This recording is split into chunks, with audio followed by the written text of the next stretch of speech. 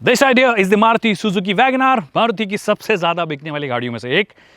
22,000 से 23,000 हर महीने ये बेच देते हैं और ये है उनकी सबसे कम बिकने वाली गाड़ियों में से। 6 से 7,000 जो कि मारुति सुजुकी के स्टैंडर्ड से आप फ्लॉप भी बोल सकते हो या कम बिकने वाली गाड़ी भी बोल सकते हो, बट वो मारुति सुजुकी का स्टैंडर्ड है। 6-7,000 यूनिट्स अगर आप स्कोडा या वॉक्सवैगन है तो आपकी कंपनी 1-2 साल के लिए और फ्लोट हो सकती है। बट इन दोनों कार्स का लाने का लॉजिक क्या है? इन दोनों कार्स को लाने का लॉजिक ये है क्योंकि इन दोनों में कंफ्यूजन बहुत ज़्यादा है, क्योंकि दोनों की दोनों एग्जैक्टली सेम प्लेटफॉर्म है, सेम इंजन भी ऑफर करती है, वही 1 लीटर वाला जो K10C इंजन है, जो K10 में भी आता है, इन दोनों में भी आता है।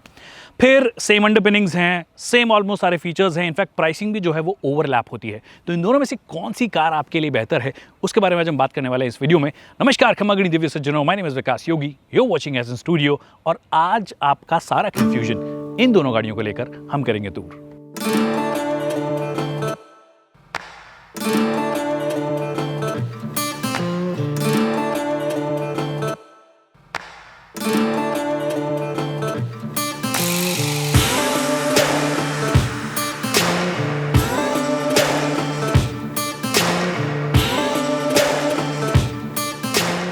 Alright, so the first things first, special thanks to Mr. चंद्र विजय सिंह नेगी, जिन्होंने अपनी वैगनआर हमें शूट करने को दी।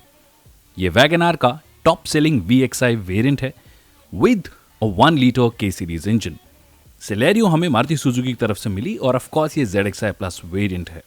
पर अगर प्राइस कंपैरिजन करें तो वैगनआर 1 लीटर VXI मैनुअल की कीमत में आप सेलेरियो का ZXI मैनुअल वेरिएंट ले सकते हैं, जिसमें कुछ एडिशनल फीचर्स आपको मिल जाएंगे, जैसे कि 2 extra speakers, steering mounted audio controls, tachometer, rear wiper and washer और रियर डिफॉगर। बाकी सभी fancy features like request sensor for doors and boot opening, touch screen with Apple CarPlay and Android Auto, electrically retractable ORVMs, alloy wheels, engine start stop button वगैरह Celerio और WagonR के सिर्फ top in ZXI plus trim पर ही मिलेंगे। पर जो major difference दोनों के टॉप इन वेरिएंट्स में है वो है इंजन का। जहां सेलेरियो में आपको 1 लीटर का 3 सिलेंडर K सीरीज इंजन मिलता है, वैगनआर के टॉप 2 ट्रिम्स में सुजुकी का बेहतरीन 1.2 लीटर 4 सिलेंडर पेट्रोल इंजन मिलेगा, जो कि ना कि सिर्फ ज्यादा पावरफुल है बल्कि ज्यादा रिफाइंड भी है। और उसके बाद भी दोनों के टॉप इन वेरिएंट्स की कीमत में नाम मात्र का फर्क है। और तो कंपैरिजन का पहला पॉइंट, जो कि सबसे बड़ा पॉइंट है वैगनआर का बिकने का, वो है प्रैक्टिकलिटी। ऐसा बोलते हैं कि भैया बहुत ज़्यादा स्पेस देती है, बहुत ज़्यादा प्रैक्टिकल है, फ्लेक्सिबिलिटी है। तो कितना स्पेस है इसके कंपैरिजन में, क्योंकि दोनों का व्हील बेस तो सेम है। तो चेकआउट करते हैं कि इसमें एक्चुअली कितना स्पेस आपको मिलता है। उसके लिए मेरे पास 3 लोग हैं जो कि आप पहले देख चुके हो हमारे वीडियो में। देश के सबसे प्रतिभावान यूट्यूबर गगन चौधरी, फिर हैं हमारे साथ में कार्तिक, जिनको आप बहुत सारे वीडियोस में देख चुके हैं और ये वापस हमारे वीडियो में आए हैं, इस बार बीच में बैठेंगे। इस बार बीच में जो नहीं बैठेंगे वो अमित शर्मा जी, जिनको आप बहुत बार देख चुके हो और बहुत कमेंट किया था आपने, इस आदमी को बीच में क्यों बिठाया, तो हमने इसको साइड में बिठा दिया। तो अभी चलते हैं अंदर, देखते हैं क्या कुछ स्पेस पीछे वालों को मिलता है। आगे वाली जो सीट है वो 6 फुट के हिसाब से एडजस्टेड है, और तो मैं 6 फुट का नहीं हूँ, बट फिर भी एडजस्ट हमने उस हिसाब से की जिससे कि आपको स्पेस का ओवरऑल ध्यान मिल जाए।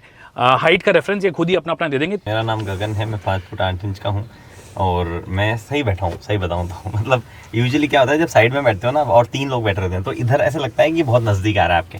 आपको एक प्रैक्टिकल सिनेरियो समझाने के लिए बताता हूँ। जब दरवाज़ा खुला होता है तो आमतौर पे आप उस डिलेमा में रहते हो कि जब ये बंद होगा तो आपके टकराएगा। अभी मैं यहाँ जोर से खींचता हूँ तो भी मेरे को डर नहीं होता कि टकराएगा, ठीक है। हालांकि ऐसा नहीं है बहुत कोई चौड़ में बैठा हूँ, मैं ऐसे ही बैठा हूँ स्ट्रिंग होके, बट ऐसा प्रॉब्लम नहीं हो रही है मेरे को ज़्यादा। ऊपर तो बहुत ही जगह है, मतलब एक ऊपर कुछ मेरे यहाँ कंधों में बैठ जाए तो भी मेरे ख्याल से स्पेस रहेगा। उसके 8-10 महीने वेट करना पड़ेगा। उसके लिए प्रॉब्लम है नीचे, थोड़ा सा नीचे जब आप देखोगे तो यहाँ स्पेस नहीं है। यहाँ से लगता है किसी बेंच पे किसी फंटे पे आपको बैठा दिया है, क्योंकि बिल्कुल भी आगे ये कोई काम का नहीं है। हाँ, मैं आगे से पाँव एक्सटेंड करके बैठूँ तो क्या पता थोड़ी हेल्प मिल जाए, बट आमतौर पर लोग ऐसे ही बैठते हैं नॉर्मली। थोड़ा सा ये बेंच जो है ये प्रॉपर दी जानी चाहिए थी। रिक्लाइन भी थोड़ा इतना कुछ खास नहीं है, बट मुझे ज्यादा प्रॉब्लम नीचे वाली हिस्से से यहाँ पे बस। और अब ये वो टाटा जो फेवरेट कंपनी वो 90 डिग्री एंगल वाले गेट ऑफर करती है। हाँ, इसमें देखो एक बार, ये 88% है, 88 डिग्री ये भी जाता है और आई थिंक ये पहले से आती है, बट एनीवे उस पे नहीं जाते हम। कार्तिक से बात करते हैं। कार्तिक, बीच में बैठे हो, 2 लोग बैठे हैं जिसके अंदर से एक अच्छे खासे रिस्ट पुष्ट हैं और आप सिर्फ पुष्ट हैं। ये पुष्ट है। अभी वही है, दोनों के कंधे जो हैं वो थोड़ा लग रहे हैं। अगर इन दोनों की बजाय अगर कोई मीडियम साइज का आदमी बैठा होता तो हो सकता था मेरे को इतनी प्रॉब्लम नहीं आती, लेकिन हाँ ये दोनों थोड़े हैं तो कंधे पे दिक्कत है। पैर ऑब्वियसली मैं एक्सटेंड नहीं कर सकता हूँ, वैसे अगर इनको कह दूँ तो ये प्रॉपर मेरे पास पैरों के लिए जगह है। लॉन्ग राइड के लिए दिक्कत हो सकती है। आपकी हाइट क्या है? 5'10". 5'10".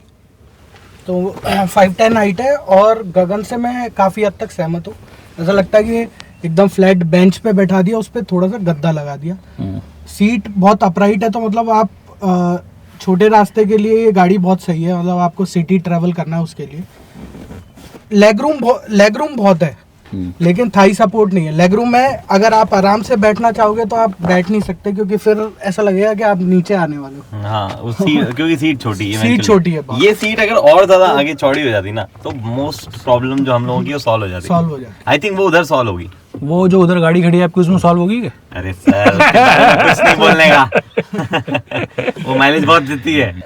तो ये वाली चीज़ जैसे मैंने कहा था कि 6 फीट के हिसाब से एडजस्टेड है, तो मेरे को कोई प्रॉब्लम है ही नहीं। और एक प्रॉब्लम जो लोगों को हो सकती है, स्पेशली अगर आप VXI ले रहे हो, अंदर हाइट एडजस्टमेंट नहीं आता सीट का, तो दैट मीन्स आप ऊपर नीचे नहीं कर सकते हो। तो अगर आपको चाहिए एकदम बोनेट दिखना है तो वो एकदम तो नहीं दिखेगा। अगर आपकी हाइट बहुत ज़्यादा है तो हो सकता है आपको दिख जाए, बट वो एक problem. But otherwise visibility wise कोई दिक्कत नहीं है। और जो स्टीयरिंग है वो टिल्ट एडजस्टमेंट ऑलमोस्ट हर गाड़ी में आजकल मिल ही जाता है, तो वो आपको मिल जाता है। ORVM जो है वो भी आप इलेक्ट्रिकली एडजस्ट कर सकते हो, फोल्ड नहीं होते हैं, ये एक बात है। तो ये चीज़ें कुछ हैं विजिबिलिटी वाइज। और comfort wise actually front seats में कभी कोई दिक्कत वैगनर की रही भी नहीं है। कुशनिंग भी ठीक ठाक मिलती है। बाय द वे जो सीट कवर है ये उसमें जब स्टैंडर्ड मॉडल अगर आप लेते हो उसमें नहीं आता, उसमें फैब्रिक सीट ही आती है। अगर आपको ये लेनी है तो आप मारुति की जेन्युइन एक्सेसरी से ले सकते हो या आफ्टर मार्केट आप ले सकते हो। ये शायद मारुति जेन्युइन एक्सेसरी वाला ही कवर है, तो ये इसमें लगाया गया है, बट जनरली आपको फैब्रिक सीट्स मिलती हैं। अब चलते हैं सिलेरियो में और उसमें देखते हैं कि क्या स्पेस आपको दिया गया है। तो सिलेरियो में हम आ गए हैं और सिलेरियो में भी सेम एडजस्टमेंट्स हैं, मतलब वही 6 फुट। ललित जो हमारी टीम में है उन्होंने बैठ के देखा है, उस हिसाब से एडजस्ट की है सीट। बट मेरी वाली सीट के बारे में बाद में बात करेंगे, क्योंकि फ्रंट में तो यूजुअली लोग आराम से बैठ ही जाते हैं। और इसमें एक्चुअली ZXI प्लस वेरिएंट है ये। अगर आप ZXI भी लेते हो तो हाइट एडजस्टमेंट आपको नहीं मिलता है। बट यहाँ पे भी हम बात कर रहे हैं स्पेस की, तो स्पेस के लिए हम पीछे चलते हैं और शुरुआत करते हैं गगन भैया से। गगन भैया, ये वाली मतलब जो एक बात है कि सिलेरियो जो है वो भी ऑलमोस्ट सिमिलर व्हील बेस पे है, ऑलमोस्ट सेम चौड़ाई है, थोड़ी बहुत शायद ज़्यादा ही होगी शायद इसकी। हाँ ज़्यादा है थोड़ी। तो कैसा एक्सपीरियंस ओवरऑल है? देखो चौड़ाई ज़्यादा है और ऑन पेपर ज़्यादा है। अगर कोई ऑन पेपर देखेगा तो शायद लगेगा कि ज़्यादा बेहतर स्पेस दे पा रही है। हालांकि शोल्डर रूम की अगर मैं बात करूँ तो मुझे वहाँ पे शोल्डर रूम का ओवरऑल सेंस उसमें ज़्यादा बेटर लग रहा था। ऑनेस्टली मुझे हेड रूम का लगा था, क्योंकि वो बहुत ही ज़्यादा ऊंची है, मुझे लगा था इसमें ज़्यादा प्रॉब्लम, क्योंकि इसमें हेड रूम वाली कोई प्रॉब्लम नहीं है। जो प्रॉब्लम है वो ये कि यहाँ पे दरवाज़ा जब बंद होता है तो मुझे पहले जो है ऐसे होना पड़ता है ताकि वो मेरे लगे ना, क्योंकि ये वाला पोर्शन जो है अंदर की तरफ आता हुआ है, जो कि रेगुलर मोस्टली कार जैसे वैगनआर ऐसे ये ऐसे, तो उस वजह से थोड़ा सा मेरे को कॉन्शियस रहना पड़ता है। और लॉन्ग जर्नी में जो है मैं इधर उधर काफ़ी टकराऊंगा यहाँ पे।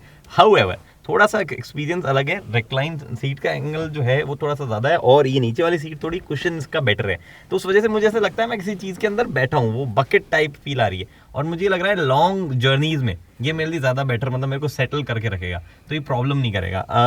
बाकी ये लेग रूम वगैरह तो वैसा ही है जैसा चाहिए था, मतलब उसमें भी शायद उसमें थोड़ा सा ज़्यादा लग रहा होगा, बट यहाँ पे भी ऑलमोस्ट कंफर्टेबल है। अगर कोई 6 फुट का होगा वो भी शायद यहाँ पे बैठ जाएगा, मुझे लगता है।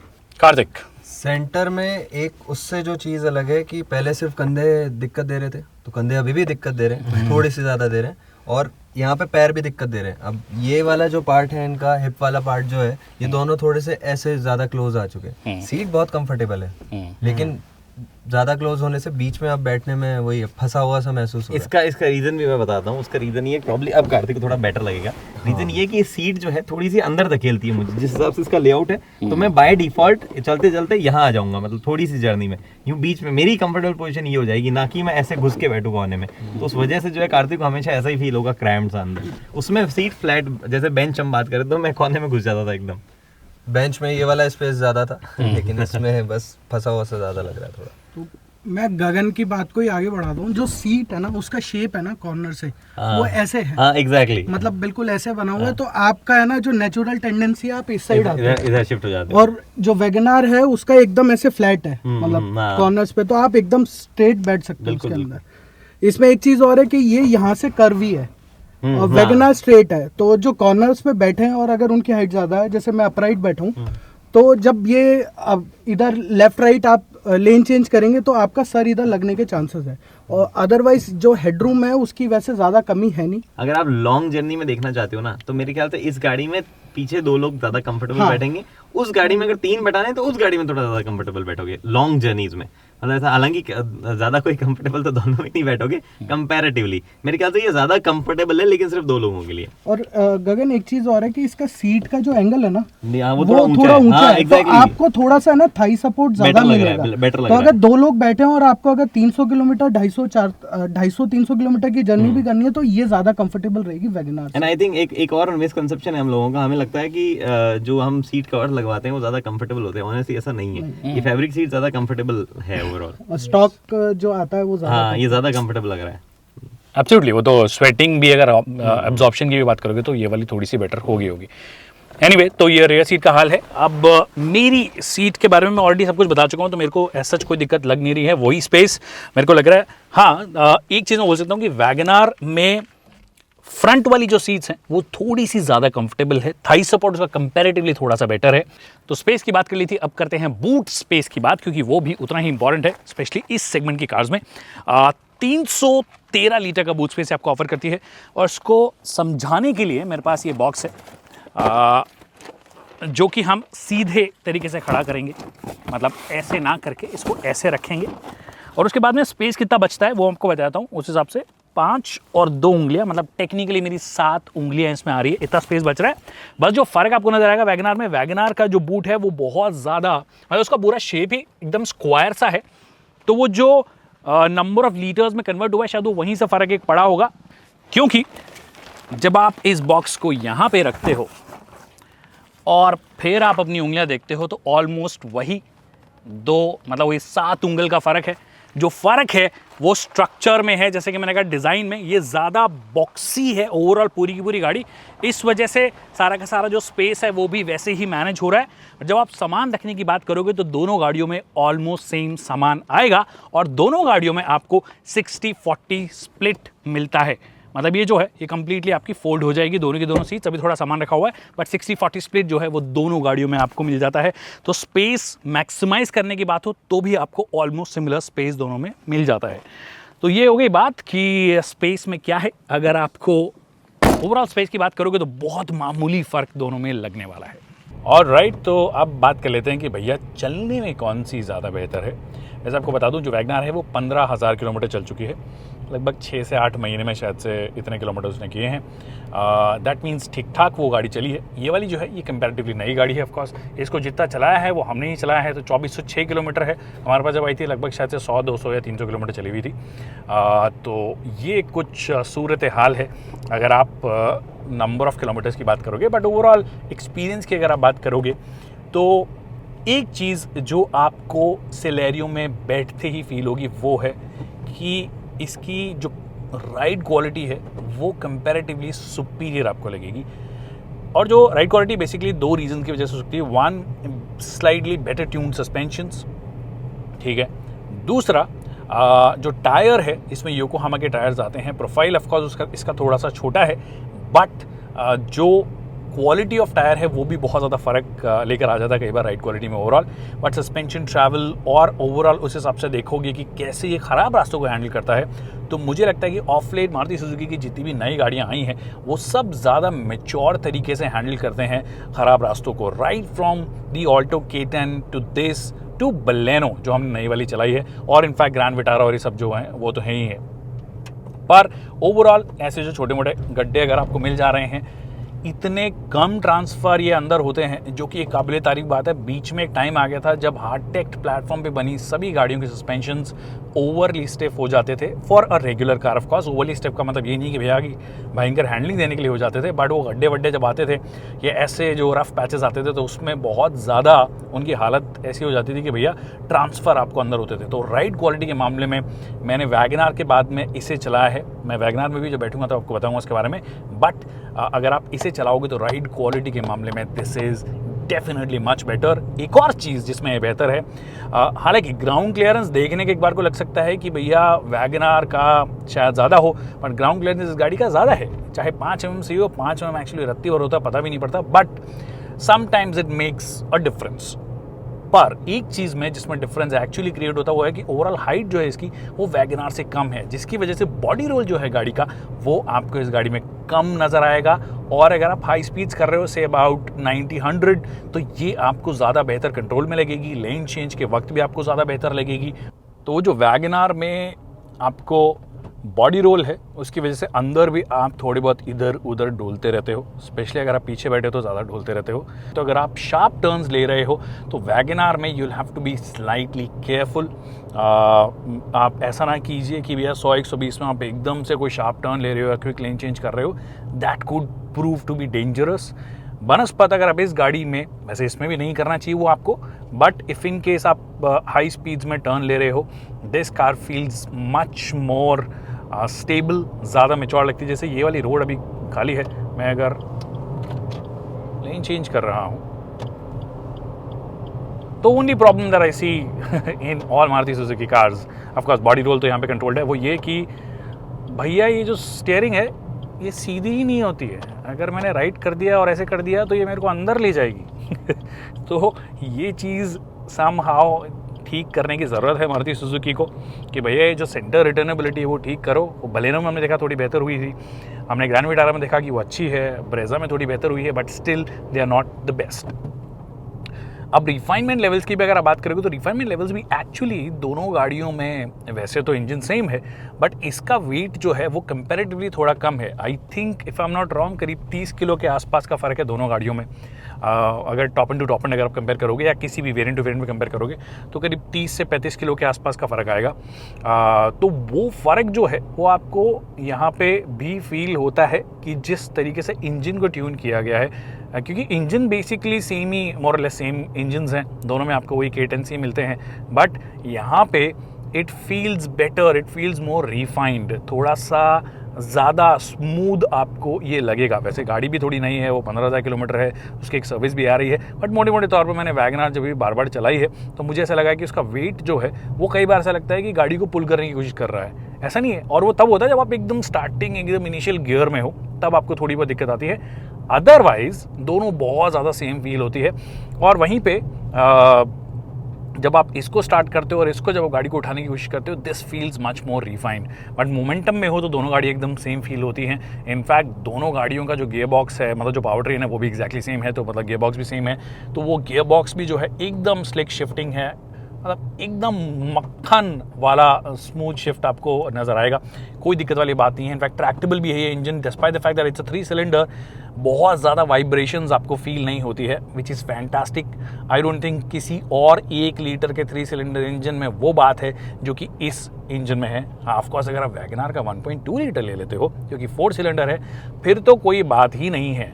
तो हाँ, मतलब अगर आप इसका टॉप एंड लेने का सोच रहे हो तो मैं फिर आपको बोलूँगा कि इंजन वाइज ज़्यादा रिफाइनमेंट अगर आपको चाहिए तो आप वैगनआर का 1.2 लीटर लीजिए, क्योंकि एक तो 1200 सीसी का इंजन मिल रहा है, 4 सिलेंडर मिल रहा है, ज़्यादा रिफाइन मिल रहा है। भारत का सबसे बेहतरीन 4 सिलेंडर 1.2 लीटर इंजन अगर कोई है इन टर्म्स ऑफ स्मूथनेस और परफॉर्मेंस भी, तो वो है।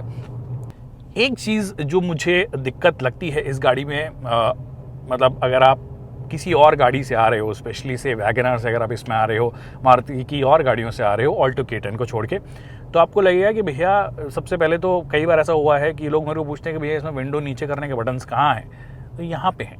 और इनफैक्ट रेयर के जो पैसेंजर्स हैं उनके लिए भी आपको यहाँ पे नज़र आते हैं, ये यहाँ पे दिए गए हैं, जो कि एकदम से मान लीजिए कई बार होता है कि आपके फ्रेंड आपकी गाड़ी लेकर जा रहे हैं या आपस में आप शेयर करते हो गाड़ियाँ, तो उस केस में लोग कंफ्यूज होते हैं। कई बार वो फ़ोन करके पूछ लेते हैं कि भैया कि ये इसके बटन्स कहाँ हैं, कहाँ से ऊपर नीचे करें, तो वो कन्फ्यूजन होता है, जो कि वैगनआर में नहीं होता है। वैगनआर में आपको वही जो साइड में, राइट साइड में आपको बटन दिए जाते हैं, वहाँ जाके मैं आपको बताऊँगा।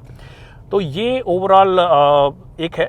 बाकी सिटी में चलाने के हिसाब से दोनों गाड़ी में कोई दिक्कत नहीं है। वैगनआर थोड़ी सी चौड़ी ऐसा लगता है कि बाहर से है, बट वो उतनी ही मनूवरेबल है। बहुत ज़्यादा टर्निंग रेडियस में या टर्निंग सर्कल में भी कोई ज़्यादा फर्क नहीं है। तो दोनों की दोनों गाड़ियाँ शहर में चलाने के हिसाब से कोई प्रॉब्लम नहीं है। क्लच एक्शन बहुत लाइट है, ओवरऑल सब आपको ठीक लगेगा। अब चलते वैगनआर में, और वैगनआर की जो खूबियाँ हैं और खामियाँ हैं उसके बारे में बात करते हैं। तो भैया वैगनआर में आ गए हैं, और सबसे पहले आपको बता दूँ कि इसके अंदर जो VXI आता है उसके अंदर ऑफकोर्स यही वाली की आती है। इनफैक्ट जो सिलेरियो है उसके भी VXI इनफैक्ट ZXI जो है उस तक भी आपको इंजन स्टार्ट स्टॉप नहीं मिलता है। ऐसी वाली की मिलेगी। ऑफ कोर्स इसमें लॉक अनलॉक के बटन आ जाते हैं, तो कीलेस एंट्री सॉर्ट ऑफ आप बोल सकते हो। तो एक बार गाड़ी स्टार्ट करते हैं। बट अब ओवरऑल सीटिंग पोजीशन की अगर आप बात करो, ड्राइवर साइड सीट पे आओगे आप, जैसे सिलेरियो के बाद में इसमें आओगे तो ऐसा लगेगा आपको एकदम से स्पेस ओपन अप हो गया है। बहुत ही ज़्यादा स्पेशियस ये गाड़ी लगने लग जाती है। आपकी विजिबिलिटी जो है बहुत ज़्यादा हो जाती है। वो इसलिए क्योंकि almost boxy sort of shape रखा गया है। वो बॉक्सी वाली जो इमेज है वो हम बहुत ज़्यादा SUVs और MPVs से एसोसिएट करते हैं, मेनली SUV से एसोसिएट करते हैं। तो इसीलिए वो जो लुक है इसका, वो बॉक्सी लुक की वजह से ये गाड़ी लगती बाहर से बड़ी है। बाकी डायमेंशंस में बहुत ज़्यादा फर्क नहीं, सिर्फ हाइट इसकी ऑफकोर्स ज़्यादा है। बाकी डायमेंशंस में सिलेरियो ऑलमोस्ट सेम ही है, but because it's very square, इस वजह से आपको वो विजिबिलिटी जो है, वो सेंस ऑफ विजिबिलिटी जो है वो हमेशा ज़्यादा बेहतर लगेगा। बाकी इसके अंदर अगर आप VXI ऑफ कोर्स ले रहे हो तो टैकोमीटर आपको नहीं मिलता है, आपको स्पीडोमीटर मिलेगा। और ये आपको जो MID है वो ऑफ कोर्स आपको मिल ही जाती है। स्टीयरिंग व्हील जो है वो टिल्ट एडजस्टमेंट आपको मिल जाता है, टेलीस्कोपिक एडजस्टमेंट दोनों गाड़ियों में ऑफ कोर्स नहीं मिलता है। और IRVM जो है वो भी डे नाइट वाले आपके जो IRVM है वो आपको मिलते हैं, मतलब बेसिक वाले IRVM जो है वो आपको मिलते हैं। तो ये कुछ चीज़ें आपको मिल जाती है। बट हाँ, बैठते ही जो एक चीज़ आपको अच्छी लगेगी वो ये कि इसकी सीट जो है, जो फ्रंट सीट है, स्पेशली ड्राइवर सीट है, वो बैठने में ज़्यादा कंफर्टेबल लग रही है। और डिस्पाइट द फैक्ट कि इसके अंदर हाइट एडजस्टमेंट नहीं है, उसके बाद भी ज़्यादा जो बेहतर व्यू है आगे का वो आपको वैगनआर से मिलता है। अब जैसे कि मैंने कहा था कि इनिशियली थोड़ा थोड़ा स्ट्रगल करती हुई आपको नजर आएगी। ऑफकोर्स इसकी एक मस्त मक्खन सर्विस हो जाएगी, उसके बाद में थोड़ी सी बेहतर हो जाएगी। अब ऑलरेडी मैं काफ़ी स्लो स्पीड पे हूँ, बट गाड़ी हल्के फुल्के जो वो आपके अंडुलेशंस आते हैं या जो हमारी बनावट है सड़कों की, कई जगह से ऊंची और कई जगह से नीची, वहाँ पे आपको वो चीज़ फील होने लग जाती है। दैट मीन्स बॉडी रोल के लिए तैयार रहिए, वो आपको इस गाड़ी में मिलेगा ही मिलेगा। तो ओवर स्पीडिंग करने से बचिए इस गाड़ी के अंदर। गियर बॉक्स में कोई दिक्कत नहीं है, again very very smooth, just like the Celerio, because the power train is the same. तो उसमें आपको कोई दिक्कत एज सच नहीं आएगी। ख़राब रास्तों जब आप इसको लेके जाते हो तो उस वक्त आपको थोड़ा थोड़ा ऐसा लगता है कि ये उतना अच्छे से एब्जॉर्ब नहीं कर पाता उन गड्ढों को। फॉर एग्जाम्पल अब ये गड्ढा आ गया, एक और गड्ढा आ गया, थोड़ा बड़ा है, आराम से निकालते हैं। But ride quality in that sense Celerio feels slightly better. वो जो new age Maruti Suzuki cars है उनमें वो चीज़ आपको फील होती ही होती है।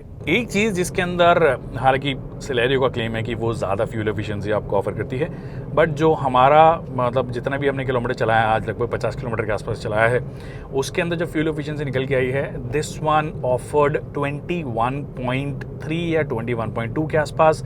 और जो सिलेरियो है उसने ऑफकोर्स थोड़ा सा ज़्यादा ऑफर किया है, 21.8 या 21.9 के आसपास।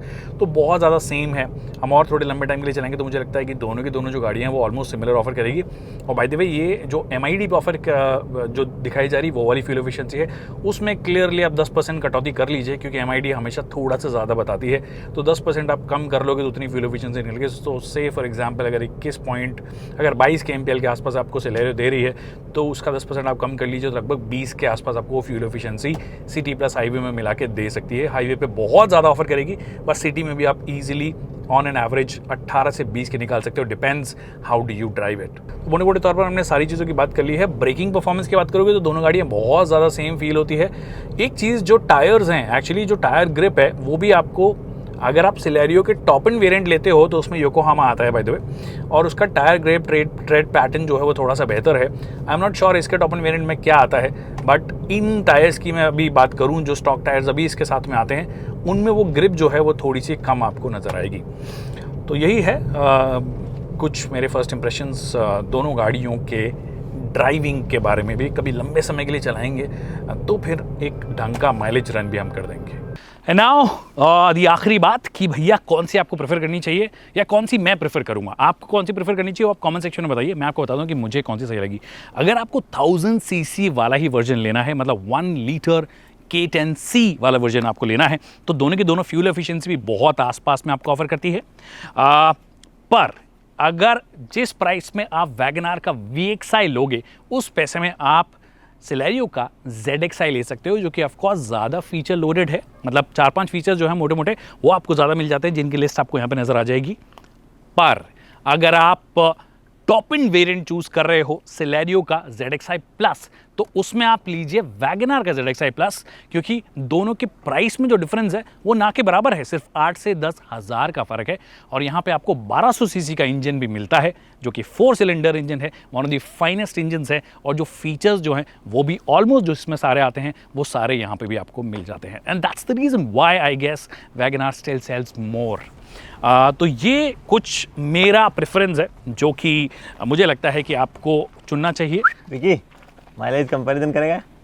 अरे पिछली बार हार के मन नहीं भरा क्या? अरे इस बार लाया हूँ मैं चीता। ऐसा मेरा चीता लेके घूम रहा मेरा भाई। अरे अरे आजा, आ रहा हूँ, चला रहा हूँ। हजार की है, आजा। तो ये जो माइलेज कंपैरिजन है ये कभी और करेंगे, बट इन शॉर्ट ये ही मेरे कुछ फर्स्ट इंप्रेशंस हैं कंपैरिजन के तौर पर, जो कि आई होप आपको हेल्प करेंगे सही गाड़ी चुनने में। फिर भी कमेंट सेक्शन में बताइए आपकी कौन सी चॉइस है। Thank you so much people for watching this video.